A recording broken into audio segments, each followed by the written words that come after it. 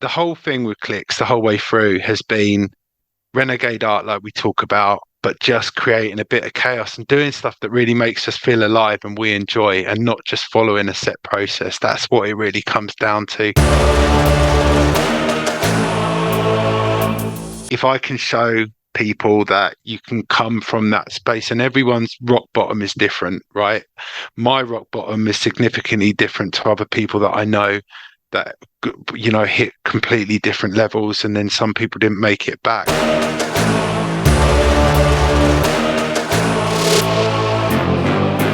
With this EP as well, because what it is, we'd really like to invite and welcome everyone to talk to us, whether that's you just leaving a comment or whether you need to DM us or whatever it is. But please just feel this is a way of being able to express those things if you haven't expressed them already, and we are there to listen to you and be there for you.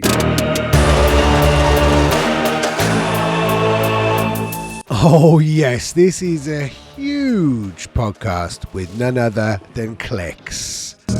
Dark, heavy, steppy, techie, ready, steady, baseline, heavy, dirty, messy, everything blessy. Boy, try your thing and then you are gonna get buried. Dark, heavy, steppy, techie, ready, steady, baseline, heavy, dirty, messy, everything blessy. Boy, try your thing and then you are gonna get buried. Dark, heavy, steppy, techie, and very, very, very deep and emotional. I'm Dave Columbo Jenkins, and this is the One More Thing podcast, and we are about to get stuck into an immense conversation with Paul and Phil from South Coast outfit CLIQUES.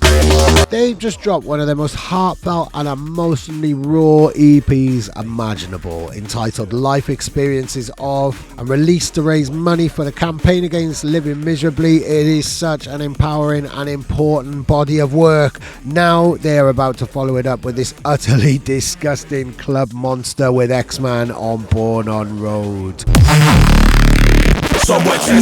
This epic sense of contrast is no coincidence whatsoever, and it's one that's characterized everything that CLIQUES have done so far since emerging as a totally anonymous act during lockdown, with a little help from Barry from EastEnders. No one is doing things quite like CLIQUES, and as a result, their self-styled renegade art is hitting a lot of spots that other D&B can't quite reach, from brutal realism to real full-strength dance floor brutalism. This is CLIQUES in their deepest and most revealing interview so far. Enjoy, get to know. Dark, heavy, steppy, techie, ready, steady, baseline, heavy, dirty, messy, everything blessy. Boy, try your thing and then you are gonna get buried. Dark, heavy, steppy, techie, ready, steady, baseline, heavy, dirty, messy, everything blessy. Boy, try your thing and then you are gonna get buried.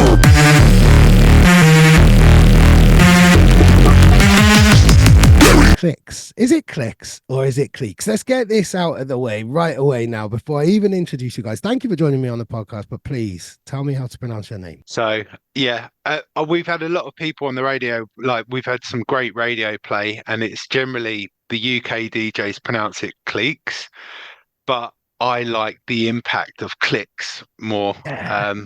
You as well, Phil, right? I mean, I'm up for it, whatever. I'm happy for it to be called Clacks. That was one one time it was that. But, you know, some people just naturally say cliques. Some people say clicks. Like, it seems like more Americans call it clicks.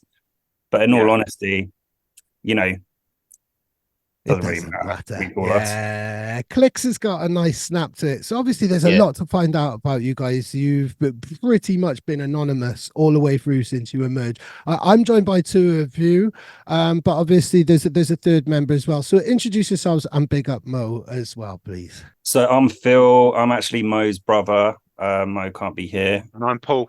And yeah, we've been going since 2020 now, October 2020. Causing chaos.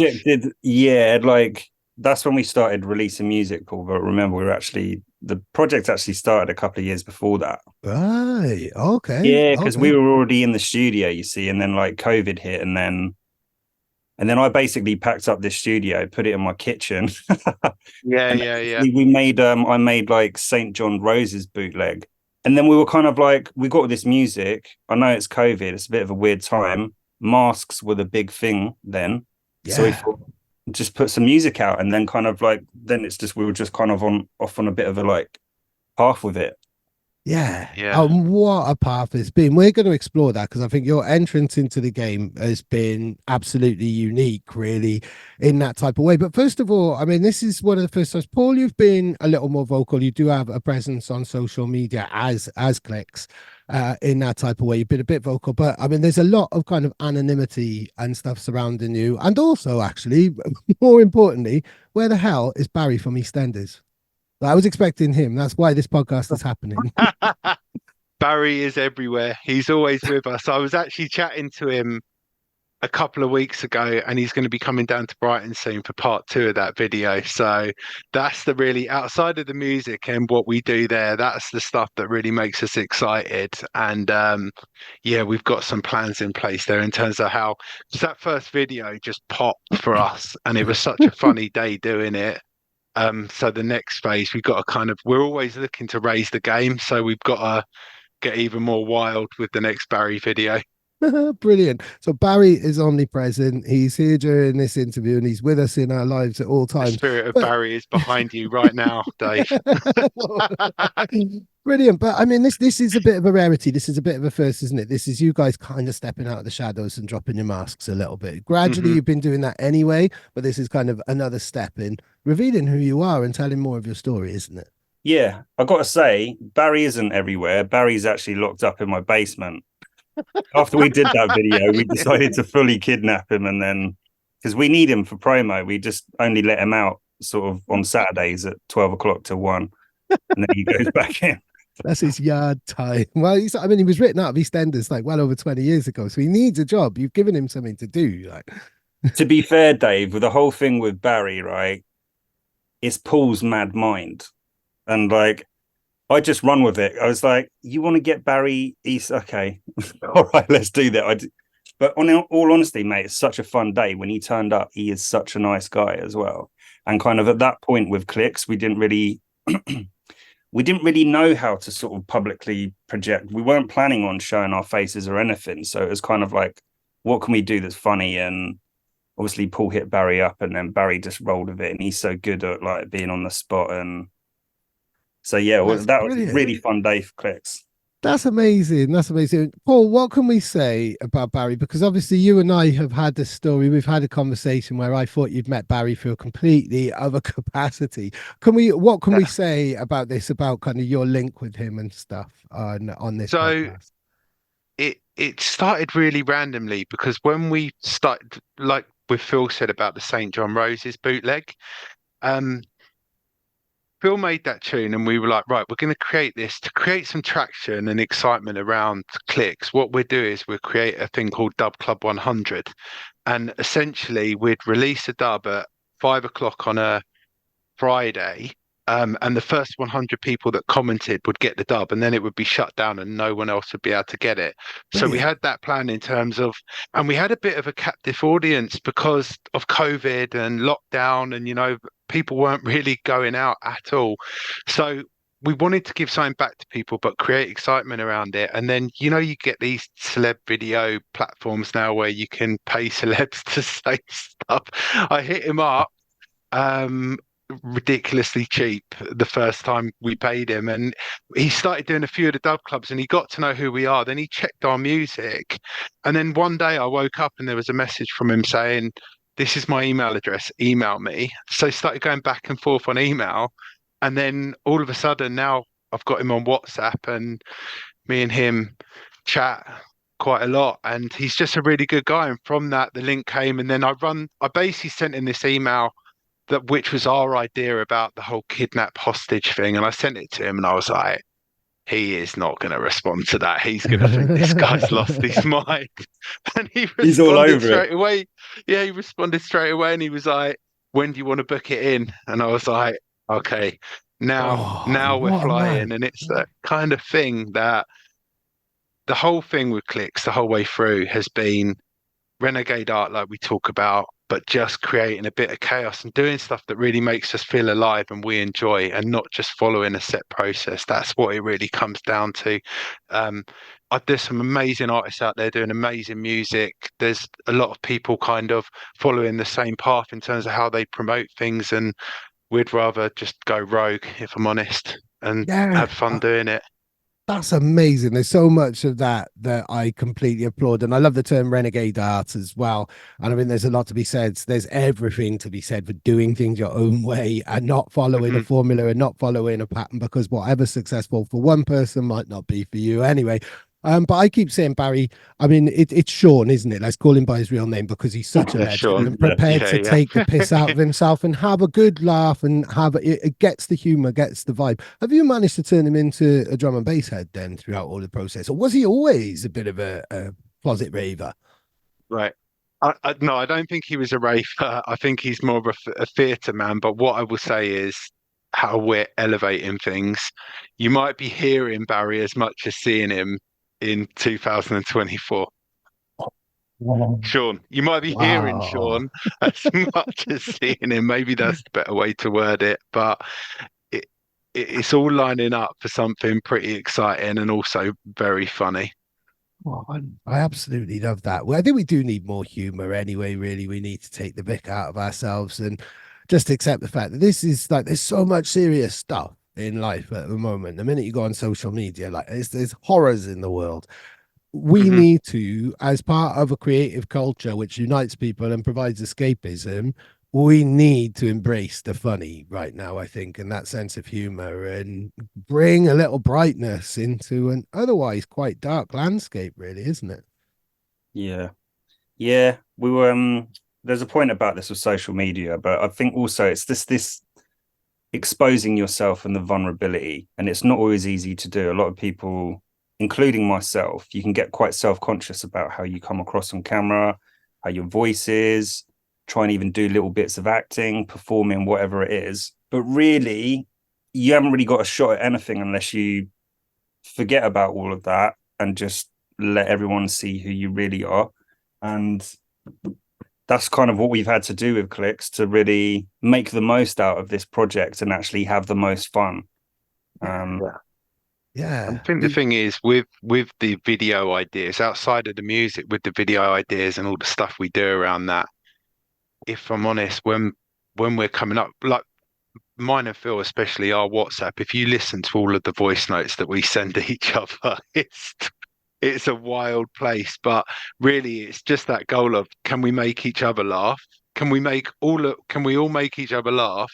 And then will it be funny? And it escalated to a point. Last year we did Phil made November Wayne, like a drum and bass version of November Rain.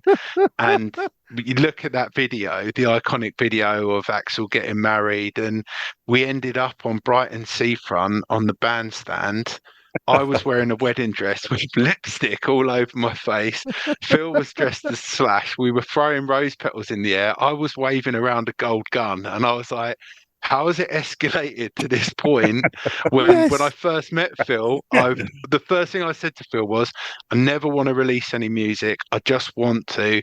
I did it. I touched on it in my 20s. I wasn't committed to it. I didn't make anything that was good. I just want to make some good music for myself. I'm like, how has it escalated to us working together from that point to now being in a situation where helicopters could come down and we could be getting arrested?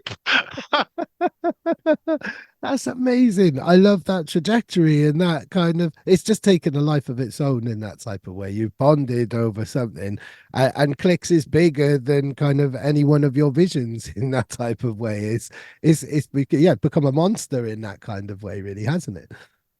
Yeah, and I think just being able to put a smile on people's faces as much as the music connects with people emotionally on so many different levels, but also just putting yourself out there a bit and showing that you don't give a fuck and you're willing to have some fun is kind of, you connect with people. I'm sure there's certain people that have looked and just thought that's a bit too much for me, but recognize real, like recognize real, Yeah. like whatever you want to call it, the right people will always find you. Yeah. Forget it. Definitely. And I think that you obviously kind of targeted and identified a few different people as well. Because I can still remember when you were getting in touch. I can remember the first few messages and I was thinking like, who the hell is this? Like, and I just didn't have the time. I have issues with unsolicited messages anyway, like relating to You must trauma and get hit stuff. up all the time, Dave, right? Exactly. Or it's deathly silent. And it's like, what? Are any of my emails working or something? It's either Hmm. everybody wants something or there's rare mornings where it's like, hang on a minute, why? You know, it's eerily quiet.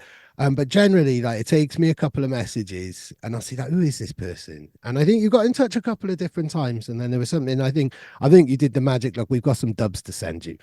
And that, oh, right, okay, well, cool, interesting. Yep, okay. And you kind of I felt like you kind of specifically kind of hit me up there because of my place within UKF and stuff like that. But then I started paying attention. It's like there was everything about your entrance at that time, and everything was weird because it was 2020 and everything was up Hmm. in the air. There's you must have gone to from the point of wanting to make music to decide, okay, well, let's just experiment with this. Everybody's at home, we're having this fun, you're having fun with Sean and stuff like that. Was there a kind of turning point? It's like, right, let's turn this into something serious instead of just pursuing a personal ambition to make some music. This is was there a kind of point where it's like, okay, let's see how far we can push this? I think it started as well when I said there's no point this music sitting on the hard drive. And also kind of we'd made some music and it was to a quality where you can just put it in the bin or just abandon it. So it's kind of it had to form into something and then the journey just started kind of moving itself really. To be honest, Dave, like this whole thing of like a massive mastermind plan, there's none of that really in CLIQUES. What we've done is even the main profile picture of CLIQUES, right, is this gold skull thing. Me and Paul didn't even choose that photo, right? Yeah. Someone else chose that. And then we basically ended up running with it because it was like we just turned into the gold skull crew. And then the next thing you know, I'm getting all of these gold masks made up and then that Show starts one to of the become... mate, Phil. Show one of the masks. I've They're got so loads of cool. them there.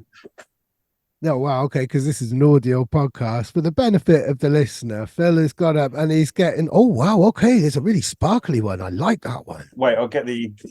Hang on, I've got more. We might have to, there might be some pictures on the One More Thing website so people can see. So somebody else picked the gold skull mask then. Was that like what, another channel put the picture up by an upload or a friend of Can't even remember. yours? It Friendly? was See, this is it was when you were we were kind of sort of building a website and was basically like some of your promo mates, wasn't it, Paul? Basically, one of your yeah. friends. Yeah. I can't even remember, mate. This is the thing. There's been so many twists and turns in it, but then we started running with the gold skull, and then that escalated into the boiler suits and the balaclavas, and that was good as well because I feel like that whole look was kind of like vague, like you really couldn't tell who the people were. Plus, we were having fun with it. Plus, it was slightly intimidating. There was all these kind of things peppered in. And we run with that for a while, and then we got to a point.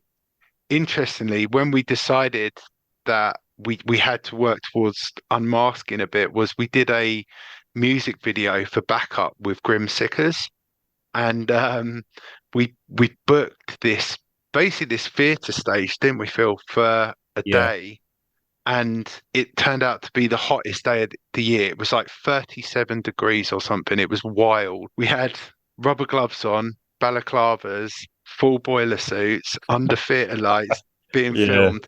Plus, we had some amazing cabaret workers there that we had one that was blowing fire, and so it was just so hot we were stood on the stage nearly blacking out trying to film this video, and then we looked at each other and we were like, do you know what, I think we need to move to the next phase of potentially taking these balaclavas Yeah. off. On a serious level as well, Dave, like in terms of DJing, if I just go back to these masks, right? Yeah. So this was like mask number 1, which is actually got like a sort of ski goggle thing. Oh wow, that looks heavily padded. So again, for the benefit of the listener, this is the one of the classic gold skulls. But yeah, This is the first one. This is the first mask. Yeah, but it's actually a little bit heavy. Yeah, I Be can sick if you imagine. were snowboarding that. The original idea, Dave, was because I've got glasses and I can't see. is to get some prescription shades in there. And we've actually not taken it to that point yet. But then we ended up with this, which is much thinner and much more comfortable to wear.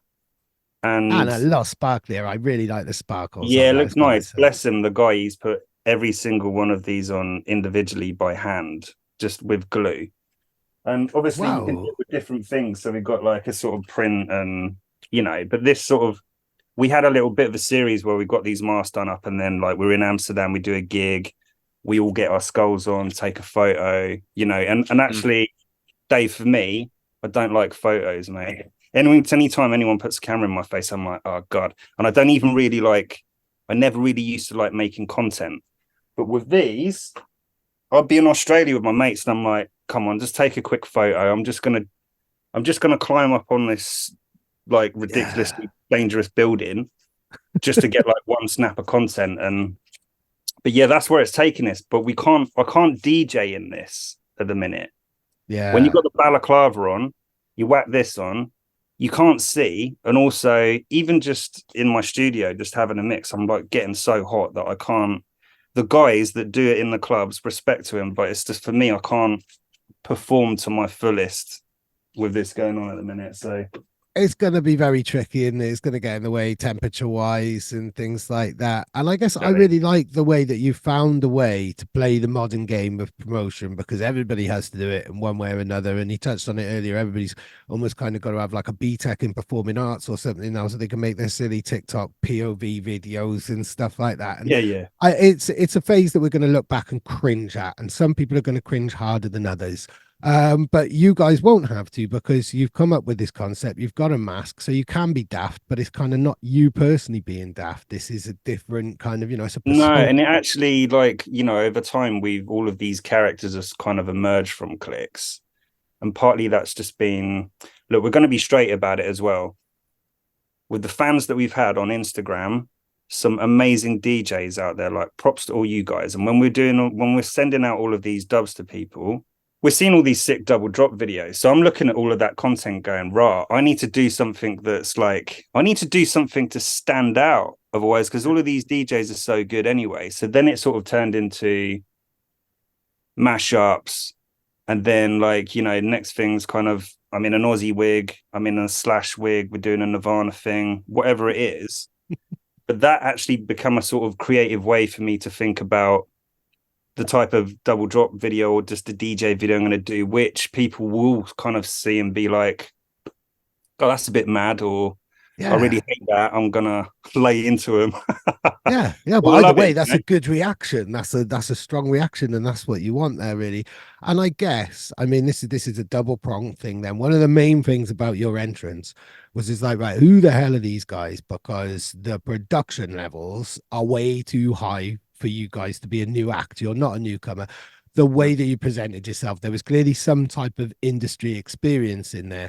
So you could tell that there was intrigue, there was mystery. Before I knew who you were or anything like that, before Paul and I had started talking, it's like, well, okay, you know, listening to the music, right, you must have a previous alias.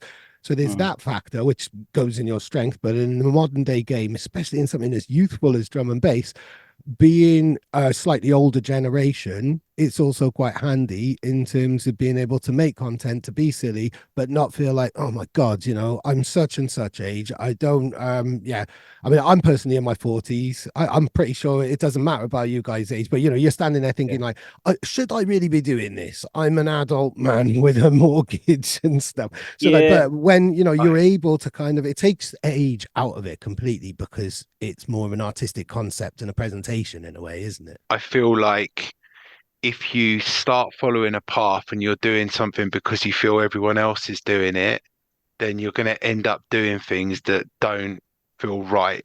And I feel that with the social media, with the music, as an artist and a creative, what you've got to do is always strive after doing things that make you feel alive. And because that's what we're doing, we're putting energy into things, whether it's the music, the socials, and it doesn't really matter what other people think, as long as you in that moment are enjoying doing it. I think what I would hate to do would be like going to the studio to see Phil, see Mo, and being like, oh, we need to do a TikTok dance today because this TikTok dance is trending. I'll be like, fuck that. I don't want to do that. But what I want to do is do something that is like, remember the likes of KLF, Dave, and all these people where it wasn't just music, it was a project where it's like, where are we going to push the boundaries and see not only how it makes us feel, but what we can get away with before people are like, you've gone too far. Yeah, or flip it. And in a little while, we're going to build up to your latest release where you're pushing the boundaries in a whole other way and showing a completely different side to Clicks. But I still want to capture this entrance into the game, because another thing that really intrigued me was the fact that you said you weren't going to do DJ sets until, was it either 2022 or 2020? Dave, we couldn't come out anyway. We were still in all of the mask era. It was kind of like we didn't even really know how to perform. But also another one of the main reasons was we wanted a big solid set of tunes, and actually for people to understand what the Click sound was before even going to doing shows. And like, you know, if I'd not done a load of shows already, then I would probably it would be different. I'd been like totally keen to get out there, but we just felt like we needed to build all of the music. We weren't really sure how that performance thing was going to play out or in what context. So we were just like, let's just put out music and then things will evolve naturally. And then when we've built it up and there's more interest and promoters hitting us up, do you know what I mean? We've got more of a need to actually go out and play. So yeah, that's why it was like that. And then we decided with the music that we'd start the Click Scott dub series and link with the likes of Infectious PR, who are great, set up our own label, because especially when you're starting out with a new brand or act, it can be the slow pace of it can be because of the labels. You start working with the labels, they're giving feedback. All of a sudden you've got a release booked in, but it's for 6-7 months time. And we just decided, fuck that, we're just going to fast track this and we're going to create this series and hit as quickly as we can and go on an absolute rampage with basically shock and awe tactics, put out as much music as we can to a high level across as many different subgenres within drum and bass, because we love all of it, and get to a point where people are like, who the fuck are this lot?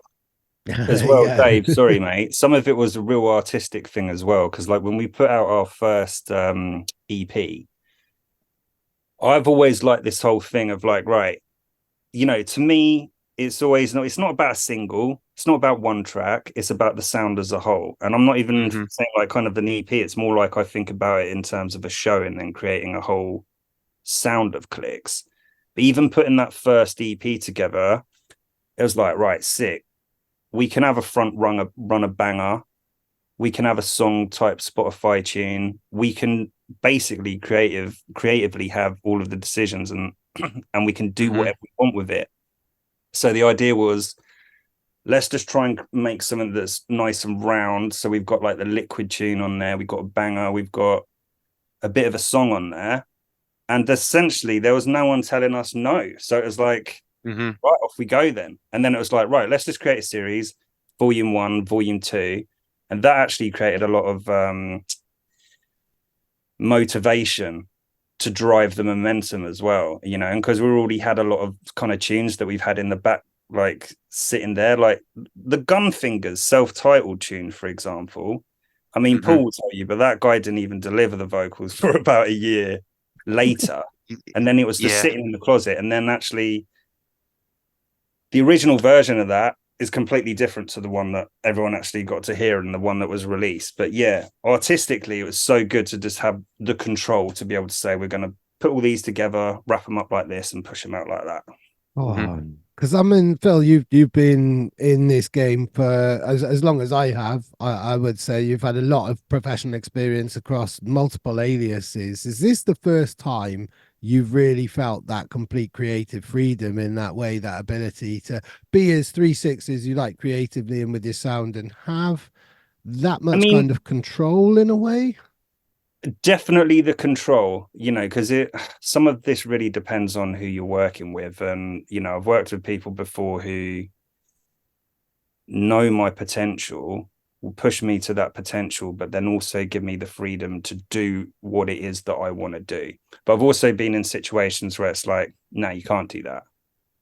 So, but what this, you know, really gave us is just the independence to just, like, say, completely do whatever you want. And sometimes that can be a bit daunting because it's like you haven't got anyone to say, that's good, that's bad, now let's do that. It's kind of like, oh, it's all on me. Is this good? Is this good? I don't know if this is good. That is the curse of being a freelance creative person, and especially when you're working on your own. And it's the beauty of working with people, I think, and being part of a clique, if you will. You know, of having you know, kind of people to bounce off in that way, because yeah, we can all spend far too much time on our own in our own little creative worlds. Me in, you know, my little office here, you in your studios and stuff like that. You can be banging your head against a brick wall and you could be making something absolutely amazing, but you've convinced yourself that it's absolute rubbish because we're our own worst critics, and you can just be going round and round in circles, which I think anybody, even if they're not having a creative occupation or a freelance, can just relate to, in terms of just, we all overthink far too much in the 21st century, don't we? It's the curse of the modern age, and especially in a creative lifestyle, you can just be going round and round and round in circles. It can probably drive you up the wall, can't it? Dave, I've got to say as well, sorry, Paul, it's my interview, Paul. Yeah, I just wanted to say another thing with like the look and the branding of CLIQUES, like, and from the start, having that control has been awesome. Because like you go on our Spotify and all of these volumes that we've done, the CLIQUES Got Dub series, they've all got matching artworks, everything's black and gold. So we love it, like, because it just, you go on there, it looks like a gallery rather than, you know, like some fluorescent colored release and then something else, and then the text is different and all of this stuff, or not a very good artwork, an artwork that costs 30 quid.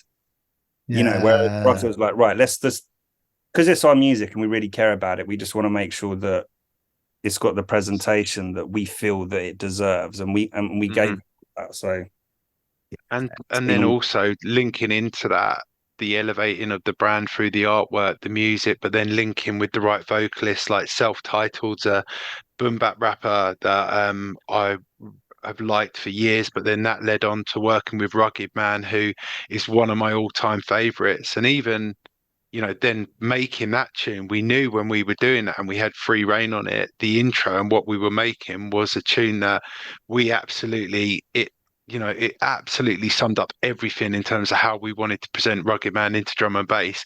Was it a tune that everyone was going to play the intro? Absolutely not, because it was super violent and, you know, in people's faces in certain places, but it really worked for us and it made us feel good. And then that questioning thing, I then did vocals on Might Go Paris, and I nearly sent Phil mad, didn't I? To, like, getting to the final point where I'd be like, Phil, I think I need to come in and re-record all of the vocals. Like, and he'd just be like, nope. And we kind of have to bounce off each other, all three of us, to get the projects over the line. But was that your first time doing vocals? Was that a real kind of step into, you know, pushing yourself into brand new territory and really kind of, pushing yourself to do something that maybe you wouldn't expect of yourself? Or had you done vocals before? No, definitely hadn't done vocals before. And the only reason I did it was as a tracker, so that I thought another rapper could like take what I'd done and basically take it in their direction, but with the Might Go Paris and burn all my cash hook. And then it ended up not being the case, and it was my voice on it. Wow, go on. That's cool. That's really cool. So this just why did it end up with your vocal? Did you just feel it was strong enough, or did a bunch of, you know, other vocalists just not happen? And then you thought, well, hang on a minute, and had the self-belief and the confidence to go, no, this sounds wicked anyway. We don't need a feature on this particular track. I would say that no other vocalist gave it a crack until Mike Righteous did a refix of it, which is amazing. It just the energy was there, it was right, but I don't want to come across that I did it and then was like, I've absolutely nailed that. It was kind of like that self-belief and belief in the vocals had to come from Phil as much as myself, if I'm honest. Yeah. Did you ever end up going to Paris and spending all of your cash? I've been to many places and spent all my cash. Go on. I think that's brilliant. And now, I mean, obviously with the vocals and stuff, you play a lead role on the new EP, which is why we're speaking at this precise moment in time and not another one. Like, this is a new boundary now. Tell us everything about life experiences of, because this is a whole other side to Clicks that people have yet to experience or are experiencing right now, because it would have been released about a week or two before this podcast drops. Yeah, so life experiences of is something that I would never have expected. Even a couple of years ago, I would have said, no, there's no way that's happening. And that's like Phil has had such a great career within music and he's done amazing things, where my journey was different in the sense that I was doing music production a bit in my 20s, but I wasn't fully committed to it. And essentially, I was focused on my other hobby, which was just trying to stay awake for the whole of my 20s, and got in a lot of very chaotic situations. And that escalated to a point when I was 27 where things really hit the skids. And I had to step away from absolutely everything just to focus on rebuilding my life. And I've been on a journey with it myself. So basically, no raves, no music, listening to music, obviously, but no music production, no raves, nothing like that. Until until I finally got the hunger for it, and I wanted to just go back. And like I said, met Phil, and it was just from the point of view of all I want to do is make one track with you that I can look back on and say that was good.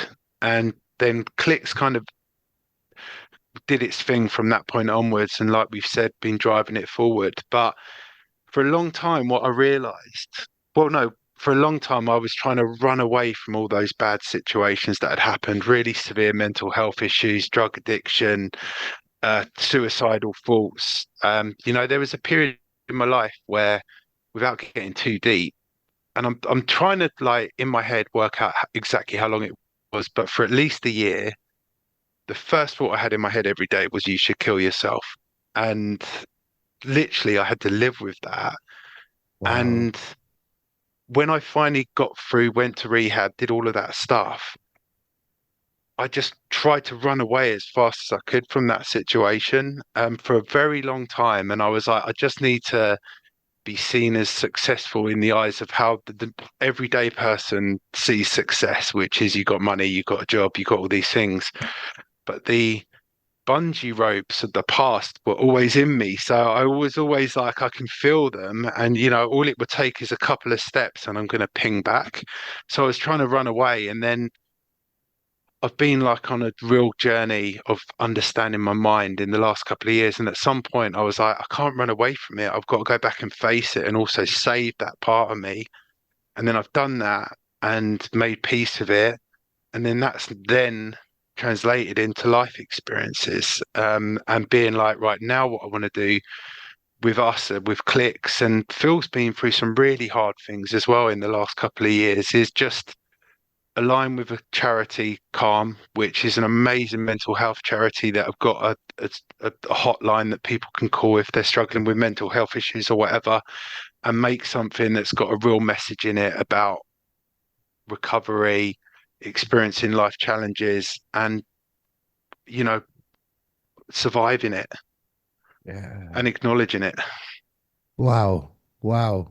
I don't think you can come from a more pure place of inspiration in that type of way. Phil, how does it feel? Obviously, Paul is a really close friend of yours and you work really closely together. How does it feel hearing that? I mean, obviously, you would know his experiences and stuff. It's brutal to hear that. And I know that there's, that you've only given us a synopsis there, but it was a very, very painful and dark decade or so of your life as you rebuilt yourself.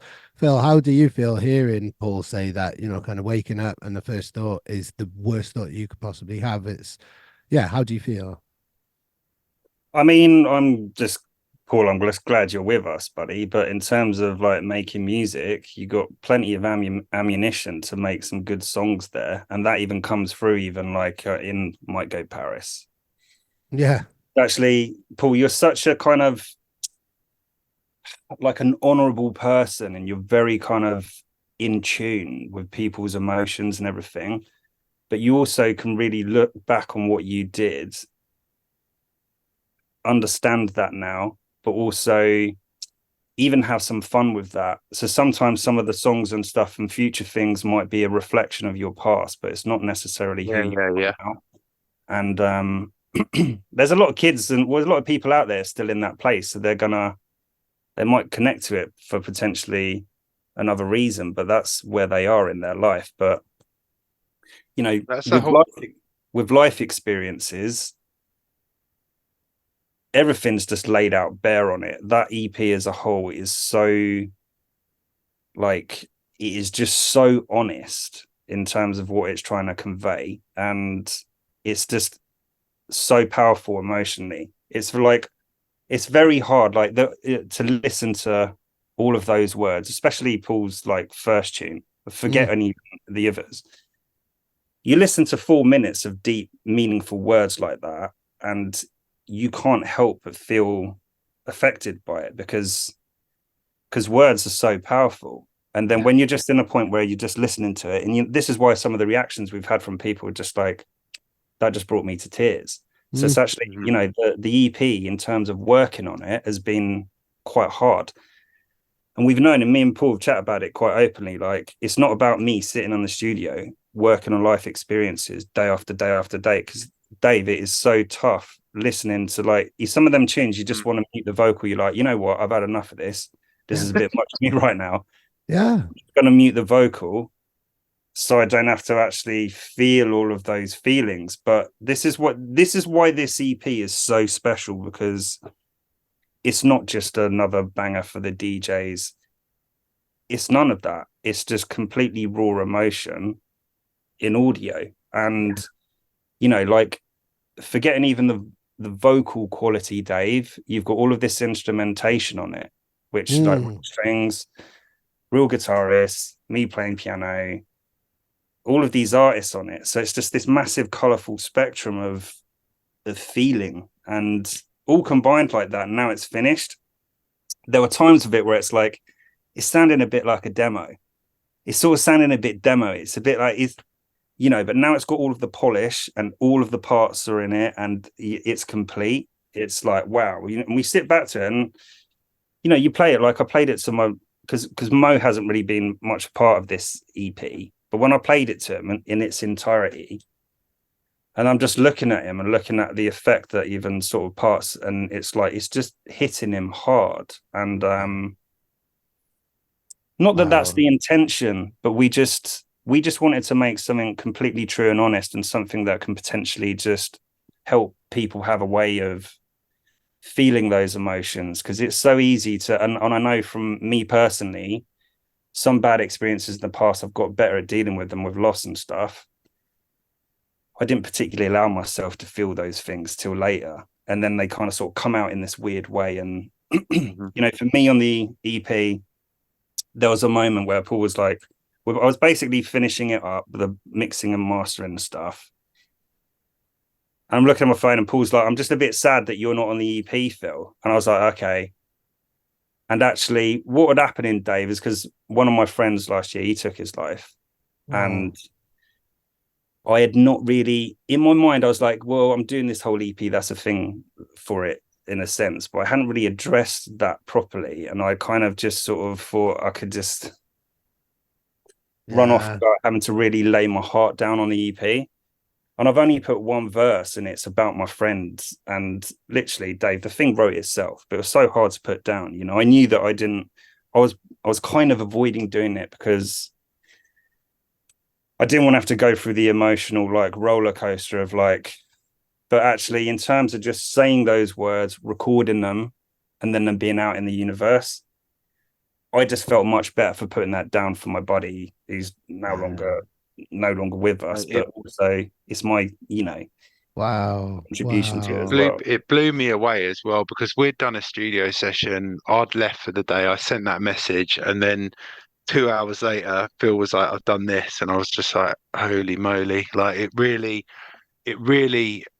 impacted me emotionally. And just, I'm glad you've done it, Phil. And also all the other artists that are on it, Grim Sickers, Genesis Elijah, Luke, Sam Sapphire, Vio.let, has done some amazing strings on it. Everyone's really put their heart into it. And I feel within Unconditional Love, even those lyrics just aren't random lyrics. Like the first, it's got such a nice intro to it musically, but the first two lines are about my friend Alex, who died. He crashed into a tree when he was 19 years old, and there's just in there's scatterings of emotions and memories, and it's just letting it all out and putting it on the table and showing people that it's okay to acknowledge this stuff. But also, if you're in that dark place, you can come back from it. Because there was one point where I thought, there's no way out of this for me. I'm done. And if I can just show one person, and we can through this release, and also help calm that there's a way through it, then through this whole release, we've been making it, and I'm like, I don't care if it gets 10 streams, if those 10 streams are 10 people that really need the music and the message gets to them and it helps them. And that's it, really. It's not like chasing anything other than trying to help people and put that energy out there. Yeah. Wow. Like I said, I don't think you can come from a more pure place in terms of that. And yeah, it's not about the club stuff, it's not about the numbers or anything like that. It's just about putting out a really, really, really meaningful body of work. And it is a body of work. It's like a suite, in terms of, it is to be listened to from start to finish. And as you say, everybody delivers something special. Vio.let strings, there's something about strings. Maybe it's conditioning through all of the films that we've watched and classical music and all those hundreds of years of music that have come before us. Or maybe it is just the sound of it or something. There's something about those strings and kind of orchestration that kind of bring that out. And there's something that I wanted to pick up on what you said, Phil, in terms of kind of hoping that you could get through it and not unleash your own emotions. This is what we do, I think, especially as men, and especially as men of our age, where we still come from the era of being told to, kind of man up and all the rest of it. We can still remember being told to do that by our elders and by our peers and stuff. And luckily, times have changed a hell of a lot, and people are embracing their emotions, and we are creating safe spaces for people to feel comfortable to do that. But I'm really glad that you were able to unlock those feelings, because we all trap things inside, don't we especially as men, I think. And if you're able to help people, and because I think it's Genesis Elijah's lines which hit me the hardest, where he's talking about being in the same church, so he married in and then carried in. I think that's Genesis. So is that That's Phil. That's That's Phil. you. Yeah. Fuck. Right. Okay. Yeah. I mean, that's one of the hardest lines to really like. It's because I think it's the kind of the symmetry of it. That kind of that's the particular line that really hits me hard. But I think I'm really glad. And wow, that's quite a coincidence. I didn't realize that was your line. So you did that completely then on your own, like after the project was almost pretty much wrapped. The whole thing was finished basically, and there was just a bit of space at the end of the record, and I thought I can actually lay something here. And Dave, I do love rapping. I do actually love vocals, singing. I'm kind of, me as a musician, I'm quite sort of broad. But in that sense, it was like very soft spoken word. And it's another one of these things, Dave, where I'm literally telling the story of the day. It's not like I'm making up something that's going on. Like there's another line in it, like, because one of our best friends, or his best friend, Neil, is called Chapel, Robert Chapel. So just being in the chapel and then with your best friend Chapel, all this stuff, it's just, that whole thing wrote itself. But it was back to doing it. It's like really hard to do that. Wow. I mean, in all of your years of music and the different genres you've explored and stages that you've taken it to, have you ever done anything as emotionally poignant and massive, like as emotionally massive as this and as honest as this? Or is this like a new? I mean, I will say this, Dave. I have done very emotionally charged records and very, like, I've done sort of stuff for charity. I've done stuff of like real meaning. I've done stuff with artists and that have not always seen the light of day. And actually a lot of my own records that have been very meaningful to me have kind of remained on the hard drive, because everyone just wants another tune to play, or all of this stuff. But with this project and CLIQUES, we just got to a point where, again, there's no reason for us not to do it. So it's like, okay, this is what we're going to show now, and this is going to just be something different that we can offer people. And like if I think back, I've got a really good friend. His rapper name was Bobby Whiskers. Did you ever know Bobby Whiskers? No, So no. he Amazing now name. runs. So Double Down News Channel. Yeah. Right. So that's my friend Anthony. But for a while, we had a project called Where's Huey, and it's all going to be in the title. We made this one tune. It's called Hangman's Rope. He got in this opera singer, Janet Shell, her name was. She come in, she literally did 3 takes, Dave, and they were all perfect. And because she's just used to just doing like live performance like that, I didn't even know what to choose. It was literally random, the one that I chose. Wow. And all of his lyrics were very, just getting straight to your heart. No kind of like, yeah, I'm this, I'm that. It was like just cutting straight to the point. And actually, he used that music only sort of about 2 months ago on his channel for, with everything that's going on with Palestine and stuff. So that was really nice for that piece of music to have a meaning now, because it was just a demo. People had heard it, but now it's out in the world, and I just felt so good about it, man, because I was like, okay, that's a real significant piece of music. It's just been sitting there, but just to see it have the light of day was like, yeah, you put your hands up to the universe and say thank you for letting that happen now. I love that. And yeah, it's almost like you made it. You didn't realize that it would have this home in the future, and you future-proofed yourself. You made it for the future. It was meant to happen, and it was sitting there waiting for that moment. Yeah. And I think this is a moment for you as well, Paul, like the journey that you've been on, and the whole, kind of to get this record could only have been made now when you've got to this point, because also in your personal life, you've also become a father, but you've gone through so many, kind of twists and turns, and you found out more about yourself. And then the last 3 years of CLIQUES trajectory as monster club producers and having all of that fun. Now you can take this, you can make this space and reflect, and this is a unique moment for you on your journey, isn't it? This could only happen now. Absolutely. Like mentally I wouldn't have been ready, and I would have been resistant against it to every degree. And it's that level of self-acceptance and acknowledging what happened in the past and my emotions, and talking about it and trying to attune with people, and realizing, like I said, when I left rehab, and then I was just chasing all the things that I thought were important, the money, the car, all of this, and then realizing that what really matters is you can't be happy all the time. You can't, right? But you can do the things that create inner peace consistently, and then just know that trying to help people. The strange thing is, and I don't want to get like all spiritual and woo woo, but working on this EP and the energy we're putting out on it, it seems to be coming back to us now and opening doors for us in quite significant ways that we can't really talk about at the moment. But it's like the more you help and the more you do that, and that's what life's about. You've got to be there for each other and connect. And social media is great to a certain degree, but also people are never been more connected, but never so disconnected. And it's putting a message out there that we need to be there for more for each other and connect outside of digitally. Yeah, the social media might open the door, as it has for you and I, but then we've had a lot of kind of private conversations, not actually met in the real world yet, but we've had a lot of these connections, and you've actually been able to help a colleague of mine as well through your experiences. So already, we've kind of made and those connections must be happening for you all the time, where you were able to help people with your life experiences in that type of way and open doors for other people, or just be there for people. And, just being there, just the fact that you're still alive is an example of, is an inspiration kind of for anybody who's been or in a really challenging and dark space at the moment.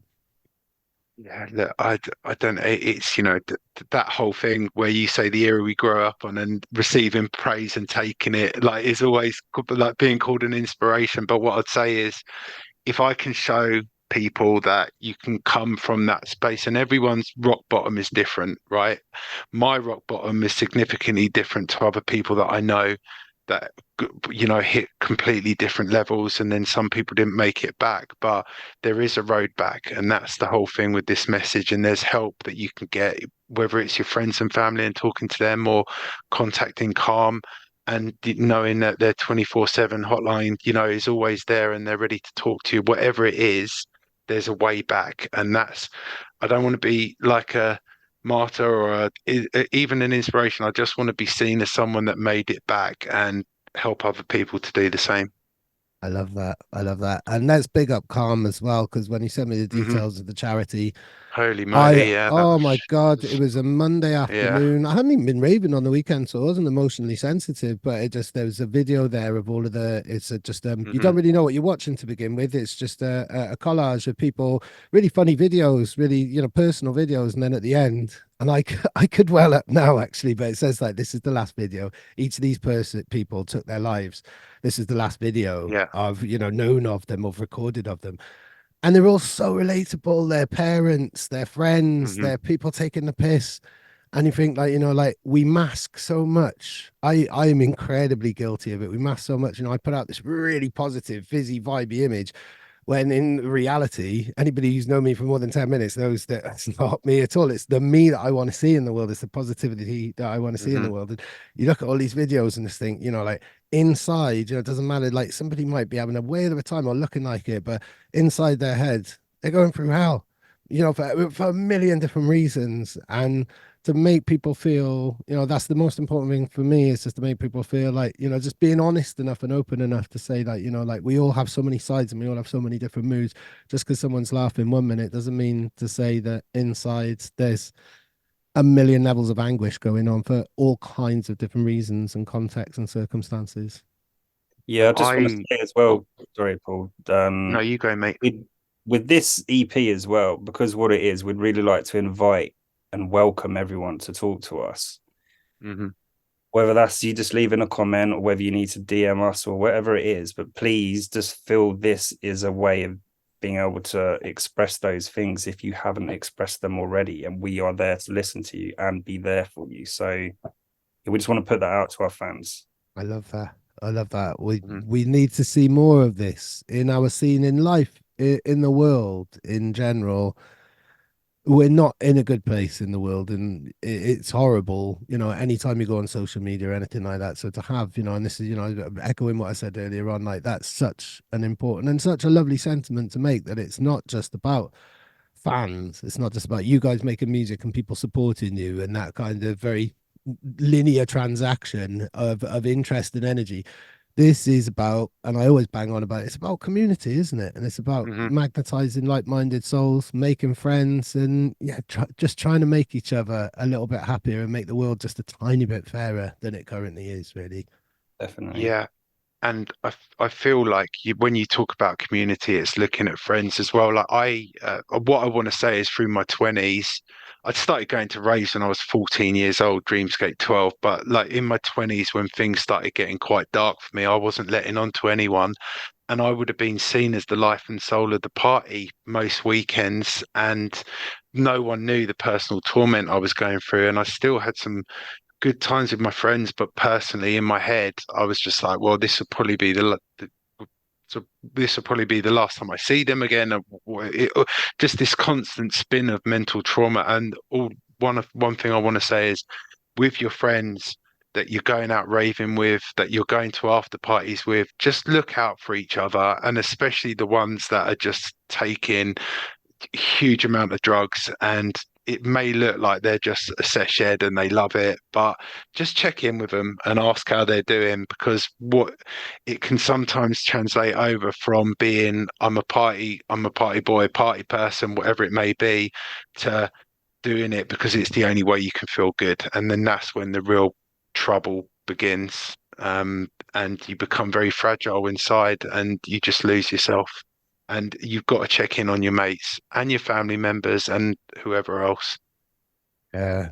Absolutely, absolutely. I mean, that's a beautiful sentiment to kind of end this podcast on. But I mean, you've hinted, let's end with something a little more positive. And actually, I'll urge any listeners, thank you very much for listening all of this way. Mhm. And I hope you've been inspired as I have during this conversation. But please do reach out to CLIQUES, because that offer is as genuine as it could possibly be, really.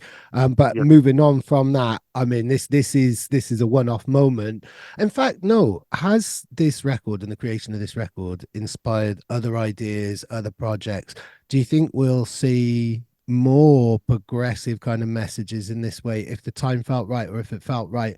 Or have you exercised this demon in a way, and kind of been able to create this body of work, and now you can move on? Or do you think there might be more in a similar vein or inspired by this? I mean, I started smiling then because there's a few tunes in the background, Dave, which are of a life experiences style, but they're on the complete opposite end of the spectrum in terms of,